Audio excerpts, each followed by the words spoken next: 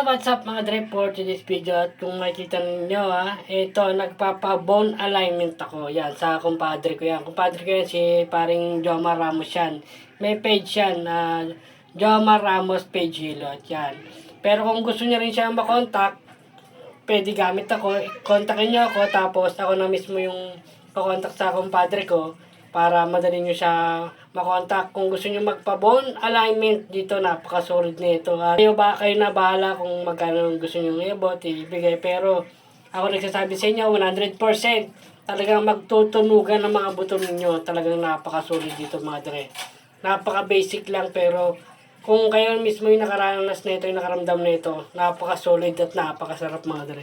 At bukod doon mga dre, hindi lang bone alignment. Pwede rin kayo magpamassage sa kanya, pwede kayo magpa-stretching. Pero kung mas maganda, nasa kwarto ka, nakahiga ka. Kasi sabi ko, dito na lang tayo sa computer shop. Sabi ko kasi magulo pa dito sa bahay, binagyo pa. Sabi ko ganun sa kanya. Kaya sabi ko, piti si Mrs. pa bone alignment na. Sabi ko ganun sa kanya.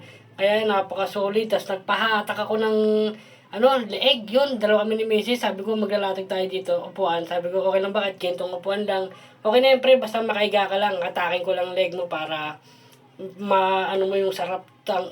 Solid talaga dyan mga dre. Talagang sabi ko tunugan talaga. Kaya sabi ko kay Mrs. tumabay ka na, ginto, ganyan. Napaka-solid dito kay parin Jomar ko yan. Tiga Santo Niño lang yan.